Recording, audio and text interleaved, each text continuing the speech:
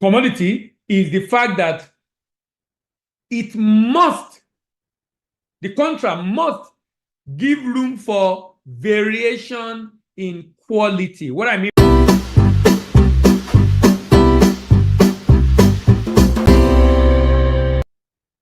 Good day, my name is Dele Ayimibo. You're welcome to another edition of Discussing Trade Information on DBA TV.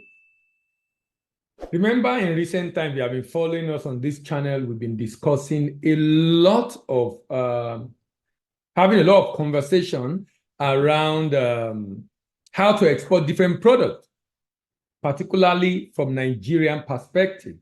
Now, we've gone through from cocoa beans, how to export cocoa beans, how to export raw cashew nut, how to export sesame seed, how to export dry ginger, how to export gum arabic, how to export dry hibiscus, how to export raw groundnut, how to export garlic. Today we'll be looking at how to export cocoa butter. How to export cocoa butter. Cocoa butter is a very, very interesting product for export.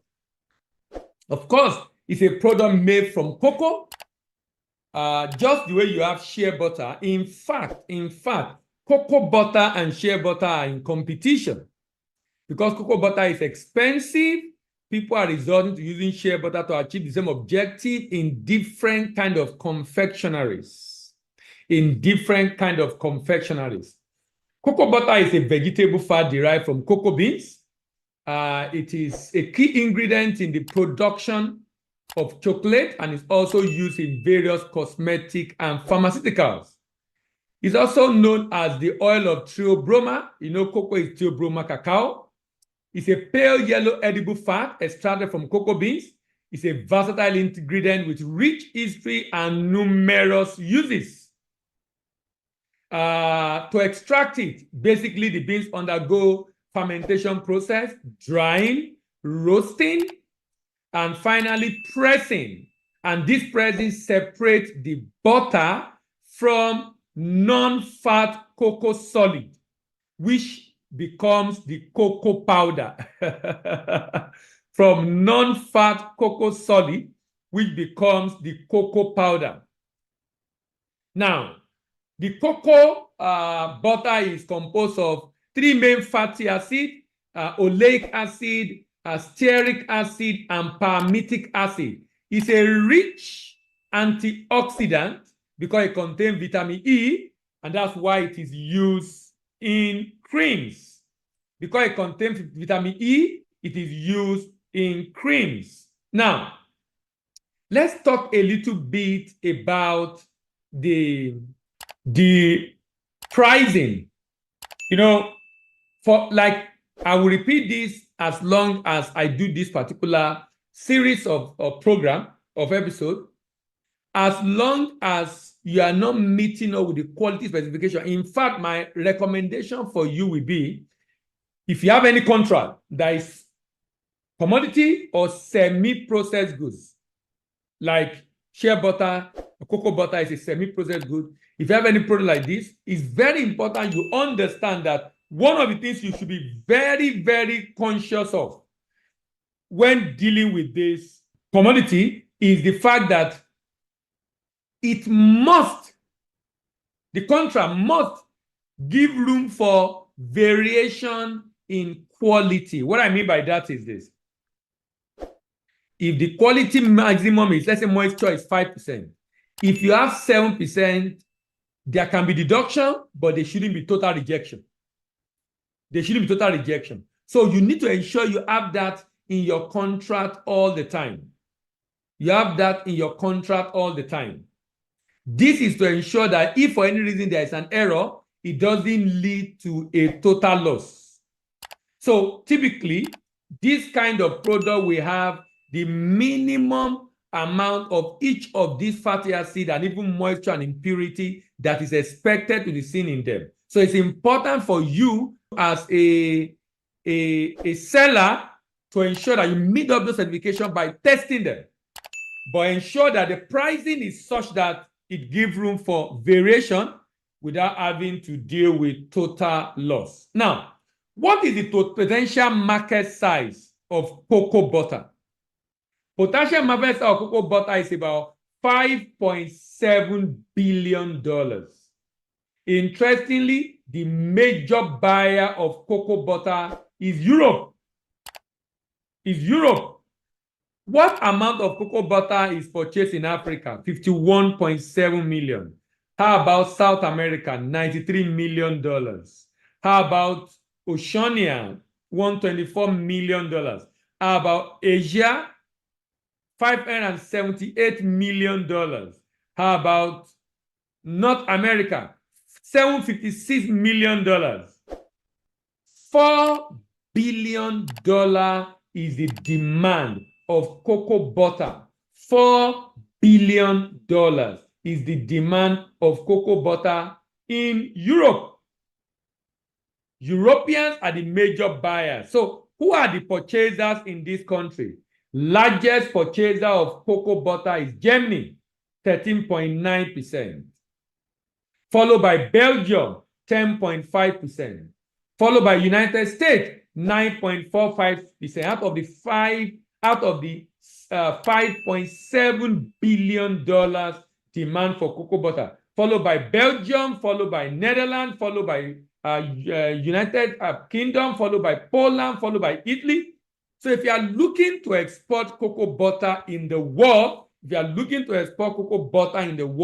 your major market should be United States, Germany, Belgium, France, Italy, Netherlands, Poland, and United Kingdom. Now, how is this product supposed to be packaged? Remember, it's a butter.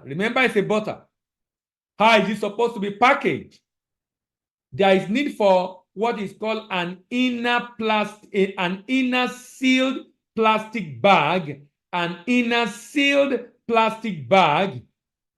This is the most common option because it protects the cocoa butter from moisture. It protects it from contamination, and it protects it from oxidation.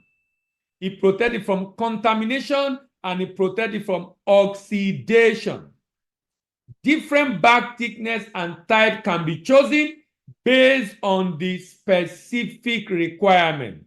That is the inner packaging. You can also use aluminum foil, particularly suitable for small quantity of fine flavor cocoa butter, offering an excellent protection against light, sunlight, and oxidation. How about the outer packaging? You can use cardboard boxes, strong and reliable, providing space for labeling and also other information. It's good to choose corrugated cardboard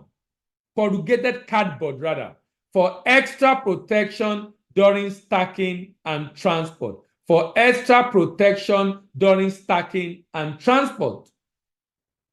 It's important to control the temperature. The butter melts at around 37 degrees centigrade. Using a refrigerated container or insulated packaging, if possible, is important for a long journey.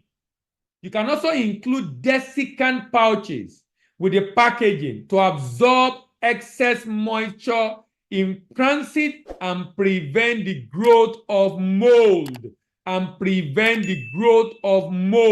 This is very, very important.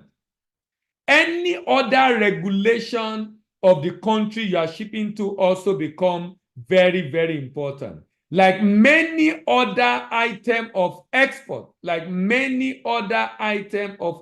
which is commodity, if you are shipping from Nigeria, you open your application form NXP, attach your pro forma invoice and export certificate, and then ensure custom clearance issuing SGD and the inspection agent issuing CCI. And upon shipment, of course, the bill of lading, invoice, and packing as expected. But in addition to that, ensure the contract stipulate and you do a third-party inspection. Why is that important? You do a third-party inspection And this is important because it helps. This is important because it helps you to be able to ascertain by an independent body the quality of the item you are shipping out. Before we close on this particular episode today, what are the common problems of cocoa butter export? Contamination. What are the common problems of cocoa butter export? Oxidation as a result of exposure to air and light. Oxidation. What are the problems of cocoa butter export? Melting because of temperature increase. What are the problems of cocoa butter? Foreign matter. And these are what you must avoid. Foreign matter. What are the challenge with cocoa butter? Issue of filtration, inadequate filtration, and the use of inferior raw material. Has this video been of help to you? Give it a thumbs up. Are you planning, looking for product to export and cocoa butter come to mind? Or you have a friend that is about to export cocoa butter? Share with your friends. Don't just share with your friend. If you have questions for me, drop it in the comment section. The next episode, we are going to be discussing the export of yam. If you want to know when I upload the detail on the export of yam, then you know what you do? You want to know? Click on the notification bell and join our community by subscribing to this channel. My name is Dele Ayemibo, and I'm your export doctor, and I'm signing out.